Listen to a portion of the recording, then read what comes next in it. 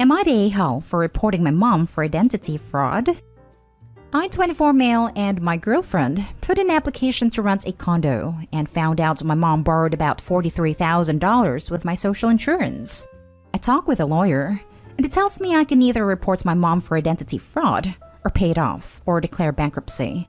I confront my mom, and she begs me not to do it and just pay off the debt. I don't have anywhere near that money, and decided to do what the lawyer recommended. The lawyer told me that filling out a police report is not the same as pressing charges, but I'm still scared what might happen to her. We used to be very poor, and she used my social insurance to pay the bills and provide for me and my brother. This feels like I'm betraying her, and her and my brother refuse to speak to me. My relatives all stopped talking to me. Am I the a-hole here? Edit. People are asking me if my mom or family could pay it. I don't think so. My mom is on social assistance, and my family isn't much better off. My grandma has a house, but I'm not asking her to sell it. Also, my lawyer said a police report is just to get the ball rolling and clearing up the debts and recovering my credit. It doesn't include her name. Lawyer said providing a suspect is not necessary, but I'm sure if they tried, they would figure out it's her. My mom might face charges, but it's unlikely she would get jail time. People are asking why I shouldn't put the loans under her name. She's got terrible credit and has declared bankruptcy before, but I'm not sure when. I don't know if my brother has checked his credit. He blocked me on WhatsApp, Facebook, and his phone. To clarify, she probably didn't borrow $43,000. It's probably $10,000 to $20,000 that grew with interest, fees, etc. Now for the top comment. Not the a-hole. $43,000 is a serious sum. You could consider not doing it if she paid that debt off, if you were feeling okay with that solution. But it's unlikely to happen if everyone, including her, thinks you should be the one to do it. Do they think you're just going to pull that money out of a hat? There are always going to be feelings hurt because family. But is it what family would do? To put someone in debt by committing a fraud? Nope, nope, nope. She doesn't have the money. She gets social assistance, which is barely enough to cover her rent and food. That isn't your responsibility. Your responsibility is the $43,000 worth of debt that she illegally put under your name. It wasn't to take care of you and your brother. You don't take care of your children by doing illegal things to them. Funny how the brother also thinks Opie is the a-hole. Probably because Mommy Dearest didn't steal money from him. Not the a-hole. Your mom committed fraud and left you owing $43,000 to the government. I know things can get desperate for people sometimes, but the fact that she didn't tell you, hasn't made attempts to pay it back, work with you to pay it back, that shows she's not taking responsibility for her actions. Let me ask you this. If it was anyone besides your mother, what would you do? Not the a-hole. Fraud is fraud. It's horribly short-sighted to put your child into debt like that. Also, she wasn't providing for them. She was making Opie unknowingly provide. Next story. Am I the a-hole for locking my garage so my brother-in-law and sister can't open it without talking to me? I bought a house. I specifically found one that had a mother-in-law apartment, so my parents could live with me and save some money as they get older. My sister's husband lost his job, and so I let them live in my house for almost 2 years while I lived in the mother-in-law apartment, so they could save and get back on their own. Well, after 2 years, they hadn't saved anything, and so I told them it was time to leave. They moved out last June. I moved back in upstairs, and my parents moved in downstairs in the apartment. My sister and her husband left a lot of things in the garage since they moved into an apartment. This annoyed me and my wife, and eventually made them clean it out. But still had some things in there. Mostly junk in my opinion, but also some tools. They would always just show up and take and slash or leave stuff in my garage. Last week was the last straw for me. Her husband showed up, opened the garage, and stored a top to his Jeep, which took up most of the space. No hello, no text, nothing. I felt disrespected. I changed the code to the garage and locked the side door from the inside. Today they showed up again to get a tool. I assumed they were visiting my mom. She told them to ask me to get into the garage, and they got really mad. They said they're family. It's their stuff. They shouldn't have to. I feel like it's my house, and while I would probably never say no if they asked to store something, but it's common decency to ask someone first. Even just send a text saying, "Hey, I'm dropping off something today." Not today, Hall. Your sister and brother-in-law sounds like moochers. I wouldn't give them the garage door code. Probably should also tell them they have until the end of the month to get their stuff out of your garage, or it'll wind up on the curb. They are moving into a house in 4 weeks, so I assume they will finally take all their stuff. That's good, but don't assume they will. Maybe drop a hint, like by telling them, "Now that you are getting your own place, you can get all your stuff out of my garage finally." Not today, Hull. It is time for them to take everything out and put it in storage. Inform them that they have 2 weeks to empty it out. After that, everything in there will be considered abandoned, and you will keep what you want and throw away the rest. I really thought this would be more controversial. I'm starting to not feel guilty at all about it. Not today, Hull. They don't live there, and they shouldn't have their stuff in your garage. You let them stay 2 years rent-free, and they show no appreciation and squander the opportunity. You've done enough for these people. Pick a date and say they have to come get their stuff on this day. All of it. After that, it's going to the dump. Not today, Hull. In my family, we all share. My sister has left her tires in my garage, and my parents have stored my stuff, and so on. Sharing our space is really normal in my family. We always ask permission first, and always let each other know when we will be picking stuff up. We would never dream of just randomly showing up to pick up or drop off stuff. I'd be right pissed if someone kept coming into my garage without asking first, and I'd be even more pissed if someone dropped off something large without asking first. What if you were planning on using that space that is now occupied by a Jeep top? Now for the next story. Am I the a-hole for not wanting to support my family forever? I, 24 male, still live at home with my grandma. So does my older brother, my uncle, and my mom. For my whole life, we've kind of just helped each other out with everything financially. Even since I've been an adult, they have helped me with a ton. Only in the last year or so have I realized how awful this is, and decided to work on getting my own place. They were also used to this way of living that there's no way any of them besides my grandma could make it on their own. I, for one, am sick of it and want to be independent. So I stopped smoking cigs and grass and stopped giving them any extra money and have been saving literally every extra dime I have and just finally got a car. Still saving to move soon.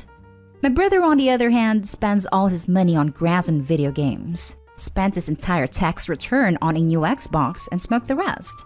Literally the next day, his car messed up and is basically trashed.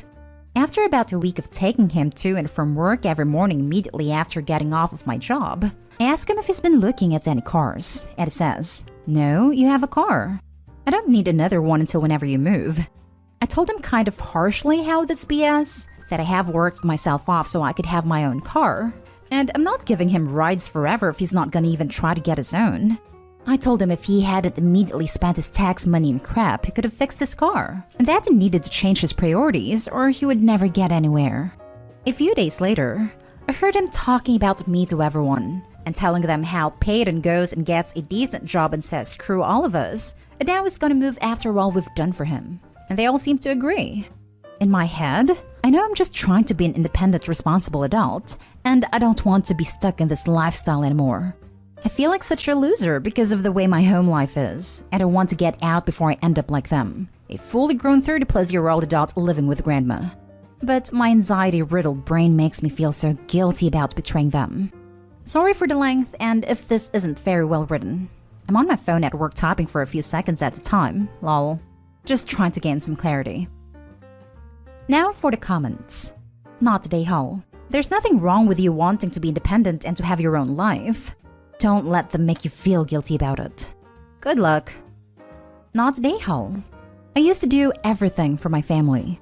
I started therapy because I was so unhappy and realized I was enabling everyone. My family was happy and relaxed because I took care of all the hard stuff. So I stopped. There was about a year where everyone was calling me selfish, getting mad at me, and guilting me when I wouldn't help. But eventually they started learning to deal with their own issues and grew as people. I started feeling happier and just better overall. It was 100% the right move. My only regret was not doing it earlier. There will be pushback because the dynamic is changing, but that's not a bad thing. When they ask for help, take a step back and say, do they really need my help or would I be enabling them? Not day haul. You've quit doing things that were costing you extra money, and at least one that will help your health long term, and are working hard to better yourself and your life. This is a good thing. Telling your brother he needs to get his car situated before you move is smart. It sounds like your family's happy where they are and how they live, and that's fine. Make it clear you're not judging. You just want something different. Not day haul. Since I come from this kind of family, I think you should become familiar with the phrase, crabs in a bucket. Not that I've ever had a bucket of crabs in real life, but supposedly they will not let any of the other crabs escape. And if one makes a break for it, they'll grab his little crab legs and drag him back down. Your family will be angry and resentful, and they will badmouth you and try to use propaganda like, family doesn't do that. And you have to develop a little healthy contempt for that kind of life in order to get the motivation to work yourself out of it and onto something better. He may try to convince you that you are betraying them, or say that you're putting on airs, but really he is scared that one less salary in the house means that he will have to step up. It means that your brother will have to become more responsible, and he doesn't want to do that. If you work full-time, you deserve the dignity and privacy of living on your own. It's a responsibility and a privilege. Your ambition isn't even crazy or radical. It's totally normal to want your own place. But having goals of your own just shines a spotlight on his situation, and now that he has to really examine his life, he's embarrassed by it. Living at home at 30 with your mom and grandma. He was speaking out of anger, shame, and fear. You provided a cushion for his life and you're taking it away. Last pot? Oh no. Ignore him and forge ahead. Last story. Would I be the a-hole if I told my roommate's mom that I won't be following her rules in my apartment? My roommate, who I'll call Emily, and I, both 21 female, are college students, and we live in an off-campus apartment together. We split rents and utilities 50-50. I pay for my part myself, but Emily's parents pay for hers. Emily's mom is a bit overbearing and has a lot of rules for our apartment. The main one being that no boyfriend are allowed to sleep over, as it's against her religion. She specifically told Emily to have a talk with me about this subject to tell me this isn't allowed after we moved in. Emily doesn't care if I have my boyfriend over for the night, as she does it all the time without telling her parents. However, it strikes me the wrong way that Emily's mom feels like she can impose non-negotiable rules on me when she doesn't pay for any of my part of the bills. Today, Emily's parents are coming to visit, and I expect her mom to go over all of the rules that she sets with me. Would I be the a-hole if I told her mom that, with all due respect, I'm paying my portion of the rent and she doesn't have any control of the things I do in my own apartment?